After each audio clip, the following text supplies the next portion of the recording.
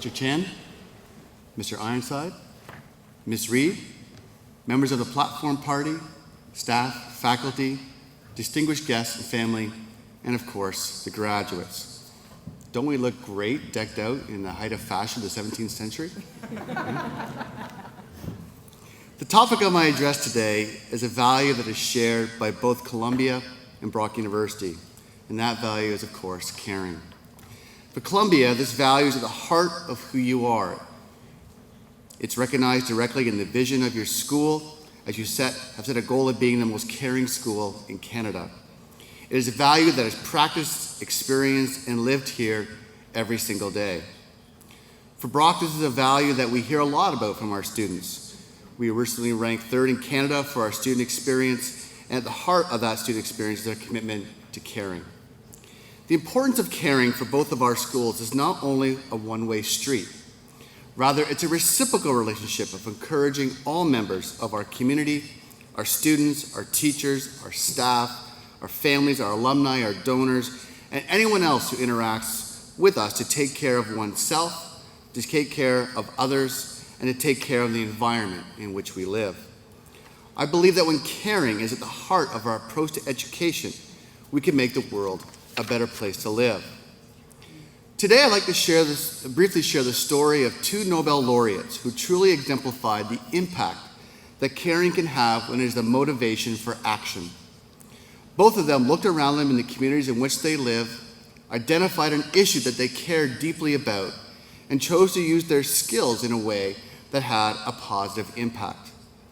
That impact not only made a positive difference in the lives of those around them at the time, but that impact, motivated by caring, has helped make the world a better and healthier place to live today. The first Nobel laureate is Dr. Emil von Behring. Dr. von Behring received his medical degree in Berlin in 1878. In 1901, Dr. Emil von Behring became the first Nobel laureate in physiology or medicine for his work on the serum therapy. You see, at the time, 50,000 children each year were dying in his home country of Germany as a result of a disease called diphtheria.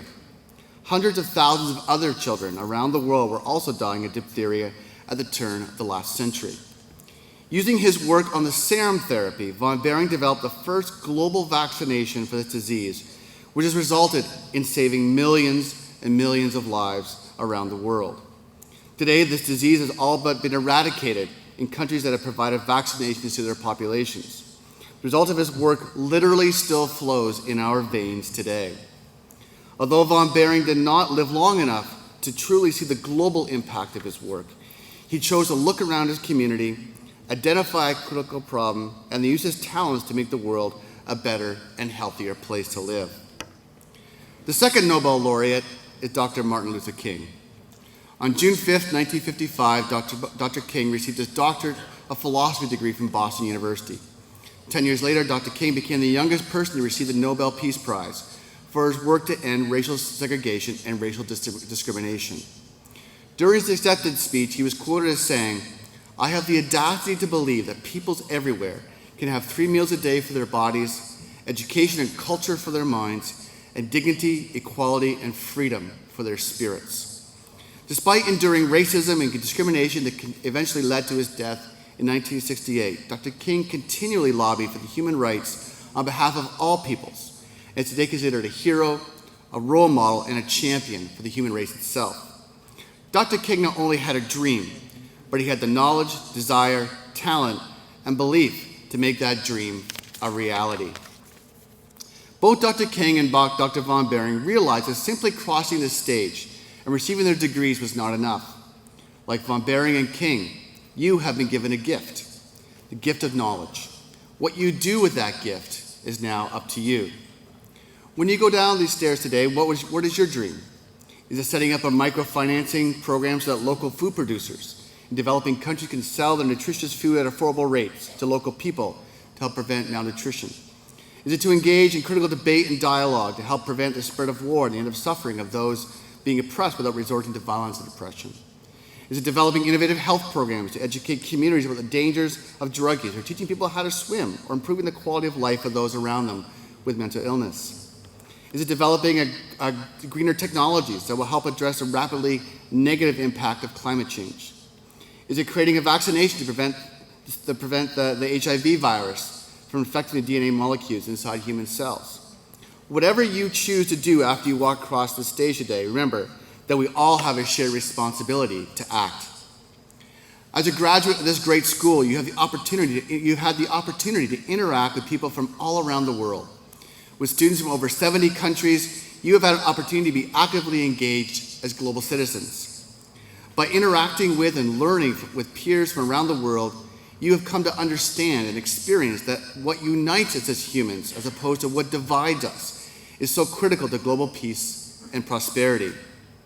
Understanding our world and our interactions with others and our environment is at the heart of education. As graduates of Columbia, you have been part of a unique opportunity to celebrate and appreciate diversity. With the vision of Canada's being most caring school, your enriched learning experience here at Columbia has provided you with a critical perspective to view the world through a global lens, which in turn makes the world a better place to live. Each of us has a shared responsibility to ensure the healthy development of our communities, our country, and our world. As Mahatma Gandhi once said, you must be the change that you want to see in the world. But you don't need to travel the globe to have an impact. Both Dr. Von Behring and Dr. King decided to fight for a solution to problems that were devastating those in their own community. The result of their decision to use their talents to not only benefit them around them, but as it turns out, had a profound global impact as well. Today is an exciting day for many reasons. For the graduates and their families and friends, it represents a celebration of many years of hard work, commitment, support, and dedication. The teachers, staff, and senior leadership who have been entrusted with the responsibility of guiding your learning over the past few years and being your mentors is also a day of celebration. There's no greater gift for an educator than to see their former students go off and do amazing things. And for society, it's an exciting day as well. Today, we don't only celebrate your achievements with you, but we also wait in anticipation of the new and innovative ideas that you will bring to our communities. The traditional lands of the West Coast of Canada belong to the Stalo people. One of their core values is that every person carries with them a gift.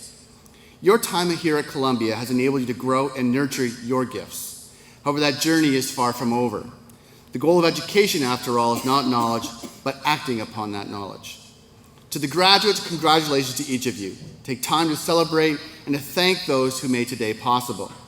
Remember, although we're expecting great things from each of you, we know that you have the knowledge, talent, and skills to follow your dreams and be the agents of change, not only that you want to see in the world, but that the world wants to see in you. Thank you, and please remember to please take care.